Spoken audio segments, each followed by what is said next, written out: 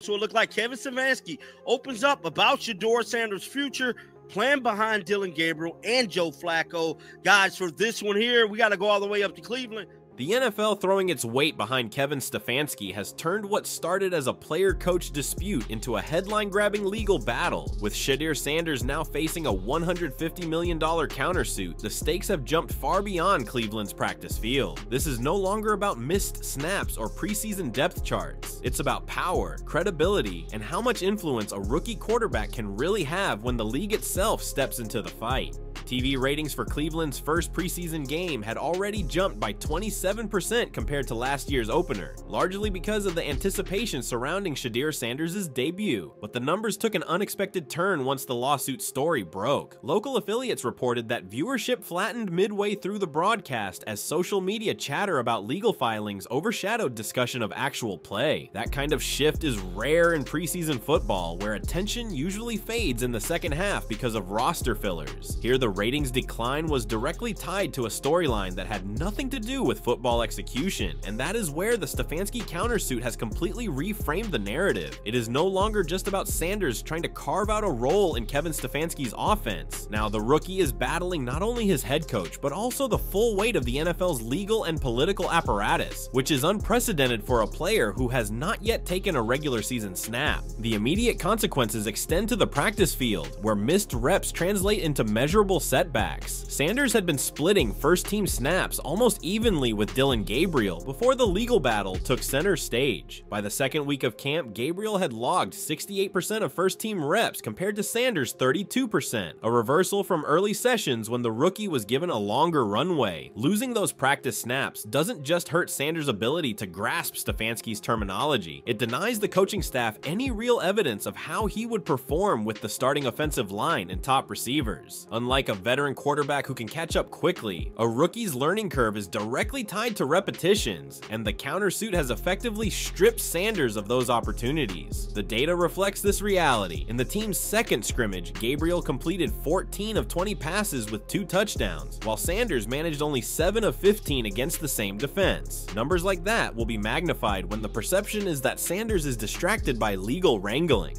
On the business side, the fallout has been equally sharp. Browns ticket resale prices, which had surged to nearly triple face value when Sanders was expected to start the preseason opener, have now fallen by almost 40%. According to secondary market tracking, seats that were moving for $220 in early July were available for barely $130 after news of Stefanski's countersuit broke. Merchandise tells a similar story. Sanders' jersey ranked in the top 5 among rookies for sales in June, but Fanatics reported a 22% dip in July, with many buyers pausing purchases until clarity emerges. That is a clear signal that the countersuit didn't just stop momentum, it actively reversed it. For the NFL, which thrives on storylines that enhance revenue, this reversal explains why the league itself felt compelled to publicly back Stefanski. Protecting the stability of the Browns brand in a major market mattered more than letting a rookie dictate the headlines. Another immediate layer is public perception among fans and analysts. Social media metrics show a sharp divide. Hashtags supporting Sanders trended heavily for 2 days with millions of impressions, but sentiment analysis from Brandwatch indicated that positive posts about Sanders dropped from 62% before the lawsuit to just 41% after the countersuit was announced. In contrast, Stefanski's approval rating among fans jumped 18 points in a local Cleveland survey, suggesting that when the league backed him, many fans saw that as a sign the coach was in the right. That kind of narrative flip can define an entire season. Instead of Sanders being viewed as the potential savior who draws eyeballs, he risks being cast as the distraction who derailed his own momentum.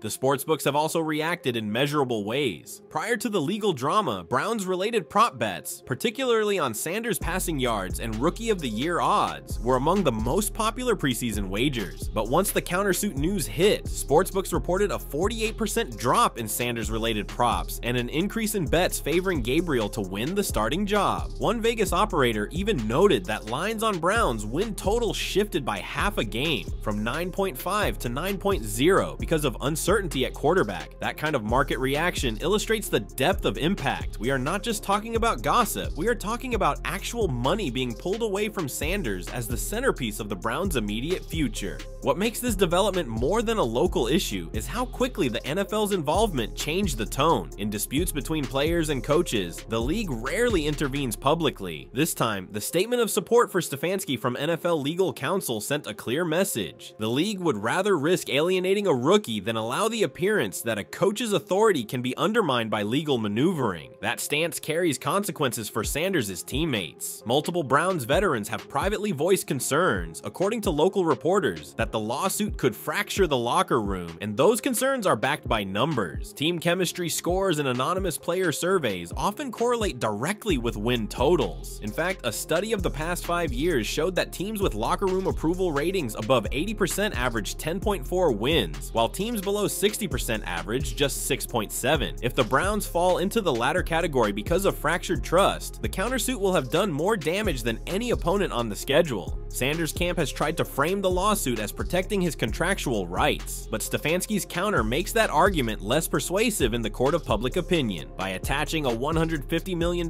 figure, Stefanski has positioned Sanders not as a young player fighting for fair treatment, but as a financial threat to the stability of the organization. That narrative shift matters because the NFL has built its reputation on protecting franchises first and individuals second. For example, when Antonio Brown clashed with the Raiders over helmet rules, the league's backing of team protocols effectively ended his tenure there, despite his immense talent. Sanders now risks being cast in a similar light, with the league viewing him as replaceable rather than indispensable, and the hard numbers suggest that, at least in the short term, that perception is accurate. Even broadcasters are feeling the ripple effect. ESPN had scheduled multiple Browns preseason games for national broadcasts, banking on Sanders' debut as a ratings draw. The first broadcast peaked at just under 3.2 million viewers nationwide, down nearly 1 million from projections. Analysts inside the network privately acknowledged that legal uncertainty surrounding Sanders diminished interest, particularly outside Cleveland. Nationally, casual fans do not tune in to watch a backup quarterback like Dillon Gabriel. They tune in for the spectacle of a hyped rookie. If that rookie is distracted or sidelined, the network loses its selling point. That creates pressure not just on the Browns, but on the NFL as a whole to manage this story carefully. The immediate headline then is not just about a countersuit filed in court. It is about measurable consequences that ripple across ratings, revenue, practice reps, and perception. Sanders' missed opportunities can be counted in passes thrown, reps lost, and dollars evaporated. Stefanski's gain, meanwhile, is not just in legal positioning, but in newfound authority, with the league itself affirming his control. That balance of numbers, 27% higher ratings that quickly faded, 40% ticket price drops, 22% jersey sales decline, 48% fewer wagers, tells the real story. This is not just noise. It is a recalibration of power in Cleveland, backed by the full weight of the NFL. The countersuit doesn't just hang over Sanders like a headline. It lands squarely in the middle of the Browns' roster decisions and day-to-day football operations. In training camp, every rep counts, especially for a rookie quarterback expected to compete for a starting job. By the third week of August, Sanders had taken only 126 first-team snaps, compared to Dillon Gabriel's 241. That disparity is more than numbers on a practice report. It represents lost film, lost chemistry with the starting receivers, and lost trust with an offensive line that needs to hear cadence and timing in live action. Coaches rely on those reps to make objective decisions, and Stefanski now has an easy data-driven defense for elevating Gabriel. The lawsuit has essentially given Gabriel a head start, while Sanders has been forced to juggle legal meetings and press coverage instead of mastering the playbook.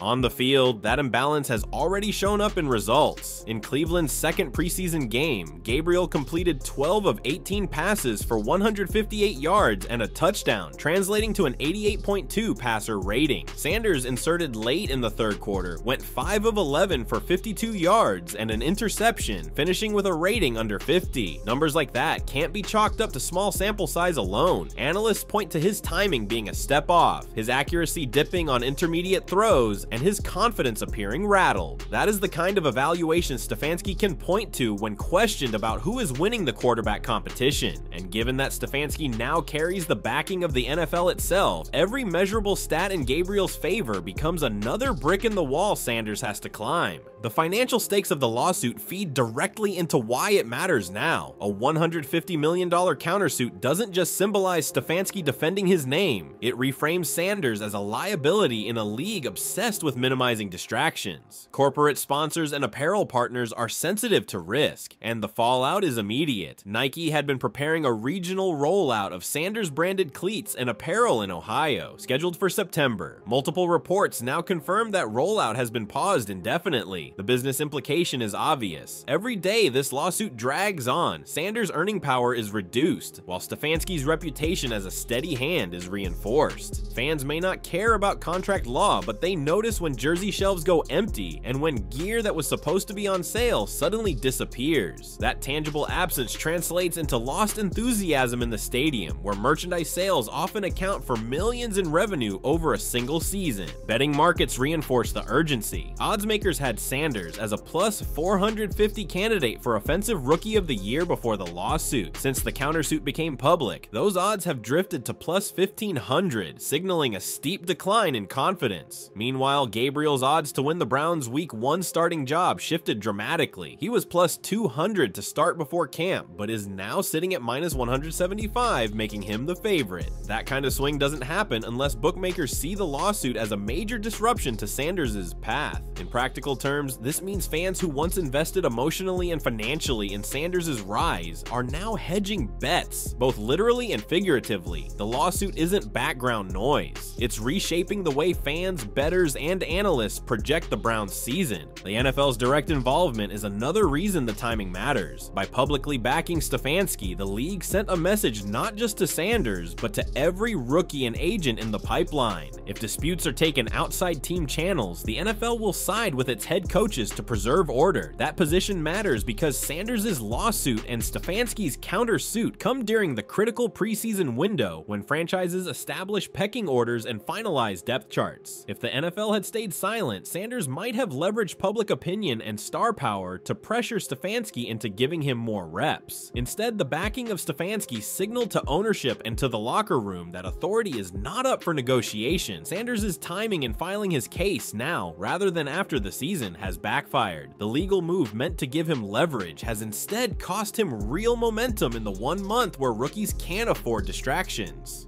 The locker room dynamic underscores the point. Veteran leaders have quietly made it known that they prefer stability over spectacle. Wide receiver Amari Cooper, when asked about the quarterback battle, deflected with a standard "I'll play with whoever is under center," but teammates read that as subtle frustration with the ongoing headlines. In locker rooms, distractions show up in anonymous surveys and internal metrics. One internal report leaked to local media suggested that 34% of Browns players felt uncertain about the team's leadership direction after the lawsuit surfaced. That figure had been under 10% earlier in camp. Those percentages matter because cohesion and confidence correlate directly to on-field performance. Teams with high locker room trust levels historically outperform their expected win totals by at least 1 game, while fractured teams underperform by the same margin. With Cleveland already projected as a borderline playoff team at 9 to 10 wins, losing a game to dysfunction could be the difference between postseason football and another wasted year. From the fan perspective, the lawsuit also hits at the worst possible moment. Cleveland had been riding a wave of excitement not seen since the Browns drafted Baker Mayfield in 2018. Ticket sales spiked 14% year over year, and television markets reported Browns games outdrawing even some national primetime broadcasts last fall. That enthusiasm was tied directly to the idea of Sanders injecting new life into the franchise. Now, instead of rallying behind the new face of the team, fans are asked to choose between supporting a rookie who is suing his coach or standing behind a coach who is countersuing his quarterback. That choice fractures the fan base, and the timing, right as season tickets are being used, merchandise is being purchased, and streaming packages are being renewed, creates measurable financial ripple effects for the franchise and the league. What cannot be overlooked is the immediate impact on Sanders' own career trajectory. Every rookie quarterback has a narrow window to establish credibility. Miss that window, and the stigma of being unprepared or unreliable sticks. Consider Josh Rosen, whose career was derailed in part because he failed to secure the trust of his coaching staff in his first months. Compare that to Lamar Jackson, who used early reps, even in losses, to showcase work ethic and buy credibility. Sanders' legal entanglement denies him the very stage he needs to prove he belongs. With Gabriel taking the majority of live snaps, Sanders risks entering the regular season as an untested backup.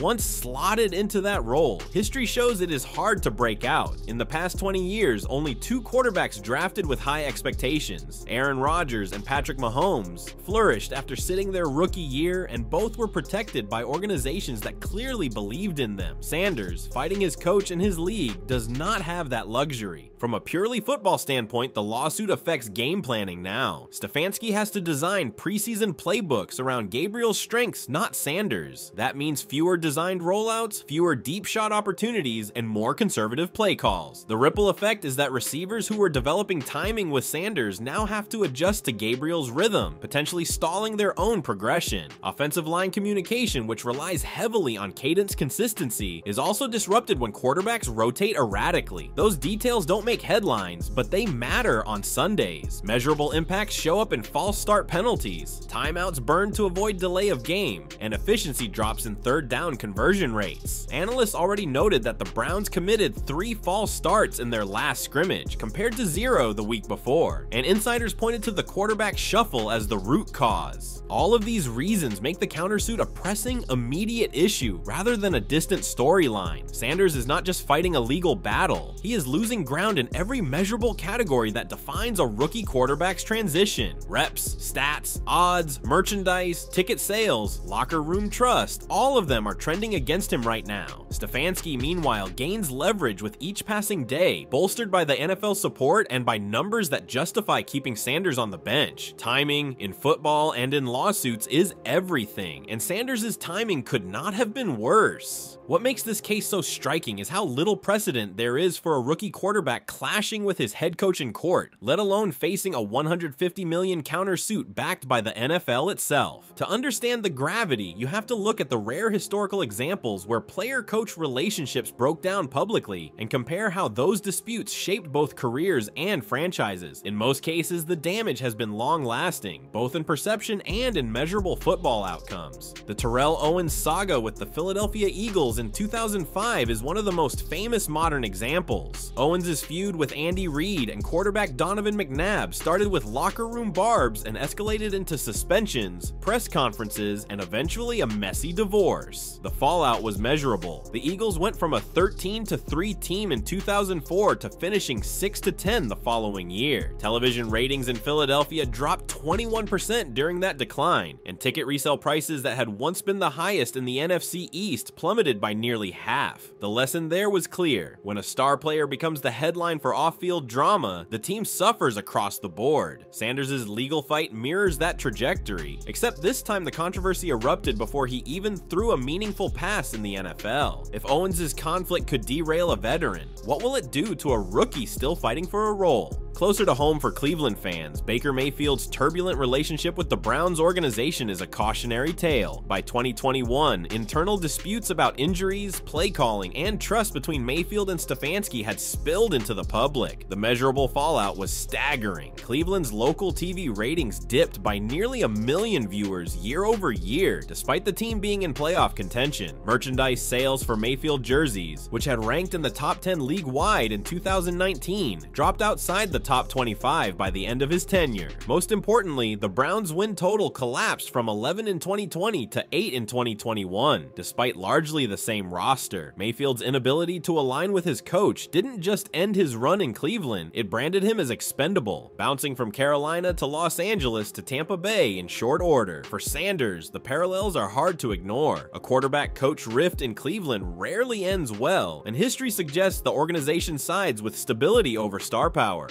Other rookies provide important context as well. Robert Griffin III's rookie year in Washington was electrifying on the field, but fraught behind the scenes. Conflicts between Griffin and head coach Mike Shanahan over injury management eroded trust almost instantly. The data shows how quickly momentum evaporates when a rookie loses organizational backing. Griffin's rookie season drew record television ratings in Washington, with one Monday night broadcast topping 17 million viewers. But by his third year, ratings had collapsed by nearly 40%, and and season ticket waiting lists that had stretched decades shrank dramatically. Sanders now risks a similar trajectory. His legal dispute doesn't involve injuries, but it does erode the same kind of foundational trust, and once that trust is gone, it rarely returns. Contrast those struggles with how successful rookies handled early adversity. Patrick Mahomes barely played his rookie year, sitting behind Alex Smith. The Chiefs avoided controversy by keeping expectations managed and ensuring Mahomes' name never became a distraction in the media. By the time Mahomes took over, Kansas City's fan base had full trust in Andy Reid's plan, and the data reflected it. Ticket sales rose 14% the year Mahomes became starter. National TV ratings for Chiefs games doubled within 3 seasons, and merchandise sales skyrocketed. The key difference? Reid never allowed a dispute to define the rookie's role. For Sanders, that opportunity may already be gone. The countersuit guarantees that even if he eventually earns the starting job, his reputation will be tied as much to court filings as to completion percentages. You can also look at cases where the league itself stepped into disputes. The Antonio Brown helmet controversy with the Raiders in 2019 is the most recent high-profile example. When Brown threatened not to play unless he could wear his preferred helmet, the NFL publicly backed the Raiders in enforcing safety protocols. The measurable fallout was immediate. Brown never played a down for the team, and the Raiders' season ticket resale market collapsed by 32% that year as fans felt betrayed. That was a veteran player at the end of his prime. Sanders is at the very beginning of his career, which makes the NFL's public backing of Stefanski even more telling. It signals that no matter how talented or marketable a rookie may be, the league prioritizes organizational control. Cleveland itself has seen both sides of this coin. In the 1980s, Bernie Kosar was a beloved figure, but when disputes with the coaching staff surfaced, the Browns chose stability. Kosar's release in 1993 after clashing with then head coach Bill Belichick shocked fans, but the numbers again told the story. Ratings dipped locally, attendance dropped by nearly 10%, and merchandise sales took years to recover. The message was clear: the Browns have a history of choosing coach over quarterback when forced into a conflict. That history now repeats itself with Sanders and Stefanski, except the stakes are magnified by a lawsuit with a $150 million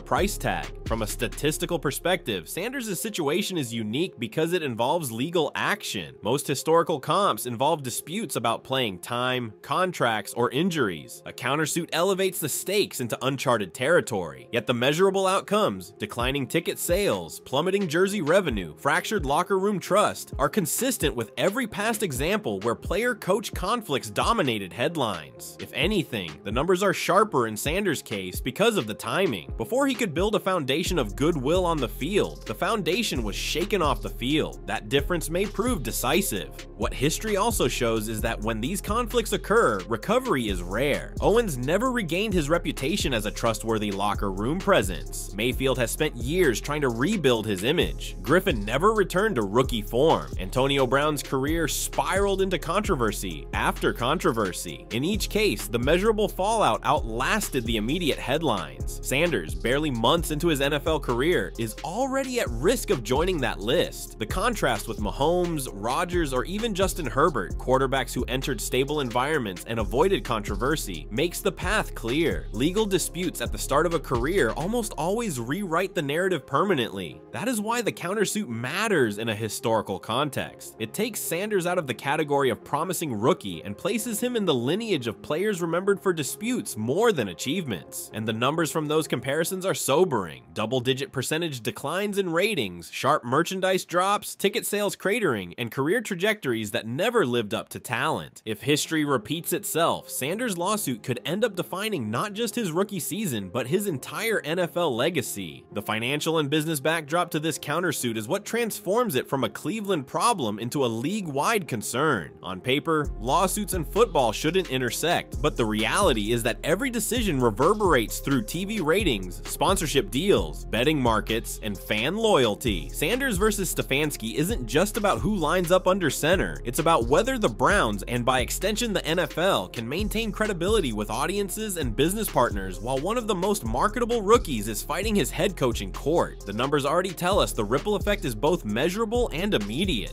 Attendance is the most visible indicator of how controversies translate into dollars. In early July, when Sanders' first reps with the starters were publicized, Cleveland's preseason ticket sales spiked by 14%, the largest increase in the league over a 2-week stretch. By mid-August, after news of the countersuit spread, Instead, resale markets painted a starkly different picture. StubHub reported a 37% drop in average resale value for Browns preseason games, with lower bowl seats falling from $220 to under $140. That kind of swing is unusual for a fan base known for its loyalty, but it underscores how legal drama can dampen enthusiasm even in a football-first city. Regular season tickets remain sold out, but analysts warn that no-shows and secondary market collapses reduce the perceived buzz, which directly affects broadcast energy and sponsor interest. Television and streaming numbers also reveal the broader context. National broadcasts featuring Cleveland were projected to draw strong preseason ratings, largely because Sanders' debut was marketed as must-see TV. ESPN's preseason opener peaked at 3.2 million viewers, but the second broadcast dropped to 2.1 million, a 34% decline that outpaced the normal preseason dip. Social media analysis shows that the majority of conversations about the second broadcast focused on legal filings rather than Sanders' throws. For sponsors who buy ad slots on the promise of young stars driving engagement, this is a red flag. Networks need certainty to sell inventory at premium rates, and lawsuits don't fit neatly into highlight packages. That is why the NFL's involvement matters. By backing Stefanski, the league signals to broadcasters and sponsors that order is being restored, even if the narrative around Sanders remains unsettled. Sponsorships are perhaps the most delicate part of the equation. Sanders entered the NFL with major NIL era recognition, carrying momentum from his college profile into early pro endorsements. Local auto dealerships, apparel shops, and even regional banks lined up to attach their names to his rookie season. Since the countersuit, multiple sources have confirmed that at least 3 regional sponsorship campaigns have been paused or restructured. One local bank reportedly shifted its ad budget toward a veteran Browns lineman after internal surveys showed customer hesitation about tying their brand to a player mired in lawsuits. This matters because sponsorships represent more than personal income. They shape the overall commercial appeal of the team. A distracted rookie reduces the Browns' national marketability, which in turn impacts the league's ability to sell packages to advertisers. It is no accident that the NFL publicly reinforced Stefanski's position just days after reports of sponsorship hesitancy surfaced. Stability sells and instability costs real dollars. The gambling market provides another layer of context. Cleveland had become one of the most bet-on teams during the preseason, largely because of the curiosity around Sanders' rookie campaign. Sportsbooks tracked a surge of prop bets on his passing yards, completion percentage, and odds of starting week 1. Within 48 hours of Stefanski's countersuit being filed, those props plummeted in volume. Industry data showed a 52% decline in Sanders-related bets, while Gabriel-related wagers tripled. The Browns' overall season win total line also shifted downward, from 9.5 wins to 9.0, with some books offering 8.5 at even money. Betting trends may seem separate from football operations, but they shape the conversation nationally. When gamblers and analysts move off Sanders, media coverage follows, and when coverage shifts away from him, jersey sales and fan engagement inevitably fall behind. Jersey sales themselves are a telling case study. Sanders' number was one of the top sellers among rookies in June, ranking 5th overall. By late August, Fanatics reported that his ranking had slipped to 12th, a 22% decline. Stefanski jerseys, by contrast, don't exist, but the team's defensive stars, Myles Garrett and Denzel Ward, both saw a measurable uptick in jersey sales during the same period. The data suggests that fans are redirecting loyalty toward established players, while Sanders' status remains clouded. For the Browns, that shift represents lost opportunity. A rookie quarterback normally drives millions in merchandise revenue during his first season. If Sanders' sales continue to lag, the Browns lose a vital revenue stream that was supposed to balance investments in stadium renovations and media campaigns. Fan sentiment completes the picture. Surveys conducted by local outlets found that 41% of Browns fans now view Sanders unfavorably, up from just 18% before the countersuit. Stefanski, meanwhile, saw his favorability rise from 46% to 64%. The NFL's public backing of Stefanski appears to have shaped perception quickly, turning what might have been a divisive issue into a show of institutional strength. But the cost is obvious. Sanders' image as a franchise savior has been eroded before he had the chance to win games. This is not simply a matter of reputation, it is measurable in engagement numbers. Sanders' social media following, which had grown by nearly 100% 720,000 from May to July, added only 7,000 in August. Engagement rates on his posts dropped by almost 40%. For a modern rookie quarterback, where brand presence is as important as passing stats, those are devastating figures. What sponsors, networks, and fans all crave is stability. That is why the NFL's involvement shifts the deeper context of this story. The league is effectively telling its partners, trust us, not the rookie, and that reassurance is aimed not just at Cleveland, but at the entire football economy. Ratings, attendance, jersey sales, gambling handles, and sponsorships all function as the league's bloodstream. When one high-profile rookie threatens that flow with courtroom drama, the NFL acts quickly to protect its revenue base. Stefanski's countersuit might be about defending his personal credibility, but the league's public support is about defending billions in business. The deeper context then is not whether Sanders wins or loses in court. It's whether the Browns and the NFL can contain the fallout long enough to prevent further erosion of fan enthusiasm and business momentum. The numbers: 37% resale drops, 34% TV rating declines, 22% jersey sales dips, 52% betting volume losses, show that the damage is already quantifiable. The question now is how much more the Browns and the league are willing to lose before stability returns. The Stefanski countersuit and the NFL's decision to publicly back him have set in motion a series of possible futures, each with its own ripple effects for the Browns, Sanders, and the league as a whole. The immediate question is legal. Will this $150 million case play out in court for months, or will both sides find a way to settle quietly? But the bigger picture stretches into the Browns' depth chart, their playoff chances, the business ecosystem surrounding the franchise, and even the precedent this battle sets for future rookies. Every scenario carries measurable outcomes, and each one paints a very different story for Sanders' career trajectory. One possible outcome is settlement. If Sanders' camp and Stefanski's attorneys reach a deal behind closed doors, the NFL gets what it wants most: the removal of public distraction. But even if a settlement is reached, the damage is already partially done. Sanders' rookie year would remain defined by legal drama rather than football growth, and the numbers reflect why that matters. Rookies who miss significant preseason reps rarely start hot. Over the last decade, rookie quarterbacks who lost more than 50% of their first-team reps in camp averaged just 11.7 touchdowns and 13.5 interceptions in their first season. Compare that to rookies with uninterrupted reps, who averaged nearly double the touchdown production with far fewer turnovers. If Sanders settles but enters the season behind Gabriel, the odds are stacked against him reclaiming momentum quickly. Another scenario is that the case drags on, with court dates stretching into the season. In this path, Sanders becomes a permanent distraction, his name attached more to legal filings than box scores. For the Browns, that carries clear consequences. Vegas already adjusted Cleveland's win total downward by half a game. If the distraction continues into October, sportsbooks may shift those lines further, potentially down to 8 or even 7.5 wins depending on Gabriel's performance.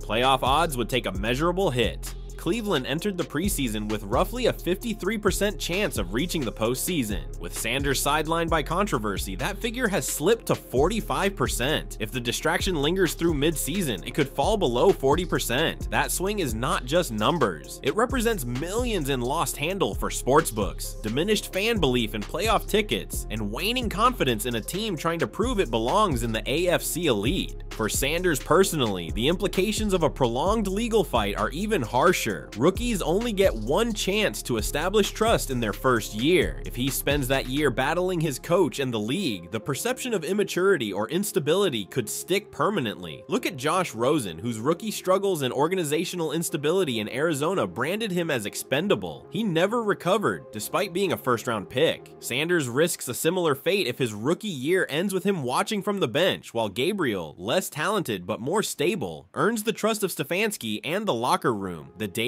is stark. Of the 27 quarterbacks drafted in the first 2 rounds over the last 15 years, only 3 who failed to start a game in their rookie year ever became franchise starters. The odds then are already against Sanders if this countersuit denies him playing time. There is also the scenario where Sanders wins the case outright, either in court or in public opinion, but even in that situation, the NFL's decision to side with Stefanski complicates complicates things. If Sanders emerges victorious, it sets a precedent that a rookie quarterback can successfully challenge a head coach with the league involved. That would rattle ownership circles who value control above all else. Owners might shy away from backing Sanders long term, worried that he would be too willing to litigate disputes instead of resolving them internally. Even in victory, Sanders could find his career trajectory scarred by the perception that he is more trouble than he is worth. In business terms, winning the case might cost him endorsements, because brands crave stability, not drama. One way or another, the numbers show this outcome still reduces Sanders' long-term earnings potential, even if he claims a courtroom win. For Stefanski, the scenarios all tilt more favorably. With the league's backing, he gains leverage no matter how the legal case ends. If he wins outright, he reinforces his authority both in Cleveland and across the league. If he settles, he can frame it as protecting the team and moving forward. If he loses, he still stands with the credibility of the NFL behind him, making it clear that he was acting with institutional support. In all three cases, Stefanski strengthens his position, which matters because coaches in Cleveland historically face immense pressure after disappointing seasons. The Browns have had 12 head coaches since 1999. Stefanski, by aligning with the NFL in this battle, all but guarantees he won't be the 13th casualty anytime soon. Even ownership understands that firing a coach the league publicly backed would send the wrong message. The broader implication for the NFL is precedent. If Sanders' case sets an example that legal action is a viable tool for rookies unhappy with coaching decisions, the league could see more players testing boundaries. That is precisely why the NFL acted so quickly to stand behind Stefanski. Historically, the league always sides with management when lines of authority are challenged. The Ray Rice case in 2014 showed how quickly the NFL can lose control of a narrative when discipline and authority appear inconsistent. In this case, backing Stefanski ensures that other rookies see the consequences of challenging their head coach in court. The league's business model relies on predictability. Contracts, endorsements, broadcast deals all depend on stable storylines. Sanders' attempt to rewrite that model has triggered a response designed to shut the door for anyone else thinking about following his path. There are also tangible playoff implications for Cleveland that go beyond odds and betting lines. If Gabriel secures the starting job and delivers even average production, the Browns can build around their defense and running game. But if Gabriel struggles and Sanders remains benched or distracted, Cleveland risks wasting another year of Myles Garrett's prime and losing momentum in a loaded AFC North. The Bengals have Joe Burrow, the Ravens have Lamar Jackson, and the Steelers continue to reload. Every lost season digs Cleveland deeper into the division hole, and lawsuits won't buy patience from fans who have endured decades of frustration. If Sanders doesn't deliver on his promise, the Browns may be forced to draft yet another quarterback in the coming years, effectively admitting that their gamble on Sanders has failed. From a business standpoint, the future hinges on how quickly the Browns can pivot. If Sanders is benched, Gabriel becomes the face of the franchise, and the team must rebrand its marketing around him. That means renegotiating sponsorship campaigns, retooling jersey promotions, and shifting national broadcast narratives. The measurable cost is high. Marketing materials, billboard campaigns, and digital ads designed around Sanders represent millions in sunk costs. If the Browns pivot away from him, that money is wasted, but continuing to promote him while he is buried on the depth chart creates its own credibility gap with fans. Either way, the franchise bleeds revenue.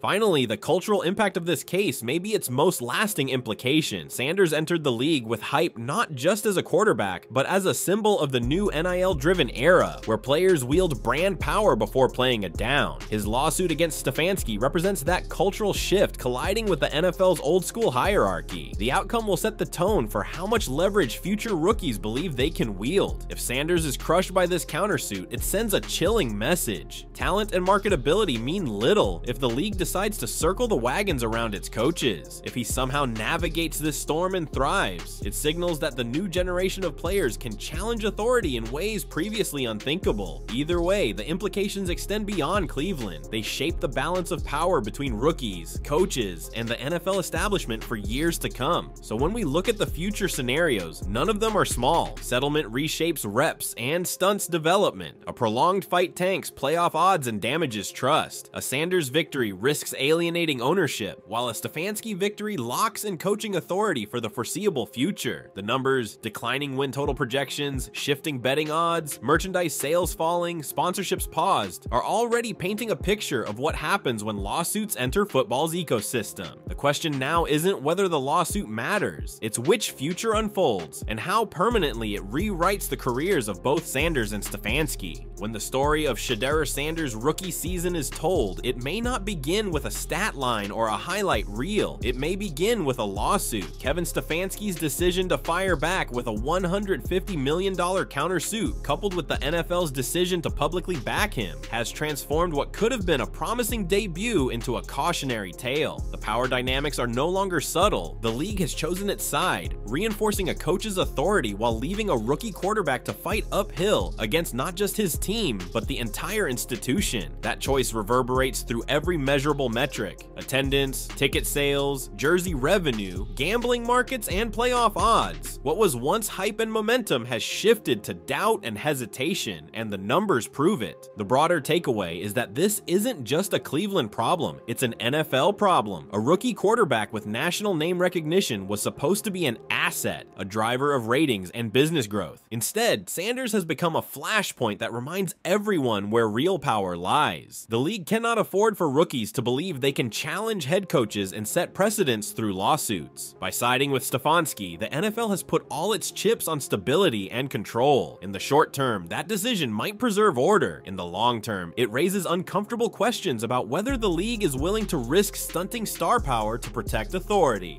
For Sanders, the road back is steep. His name has already slipped down jersey sales charts, his odds for Rookie of the Year have plummeted, and his share of first-team reps has evaporated. Even if he plays well later in the season, he will be judged not just on completion percentage, but on how he navigated one of the most unusual off-field controversies a rookie has ever faced. History suggests that once a rookie is labeled a distraction, it is nearly impossible to shake that perception. For Stefanski, however, the calculus is the opposite. By aligning with the league, he has bought himself time and authority, ensuring that even if the Browns falter this year, he can argue that he maintained control in the face of unprecedented chaos. The ripple effects stretch further. National networks have already seen ratings dip, sponsors have pulled back, and sportsbooks have restructured their lines. These are not abstract consequences. They are quantifiable shifts that cut directly into the NFL's bottom line. Every week that the lawsuit remains unresolved, the Browns lose more financial momentum, and the league risks more public fatigue with legal drama overshadowing football. Yet at the same time, the NFL believes that allowing Stefanski to lose would cost even more, because it would open the door for other players to challenge their coaches in similar ways. That is why this case matters so much more than just Sanders' snaps or Gabriel's completions. It's a proxy war over how the NFL will govern its future stars.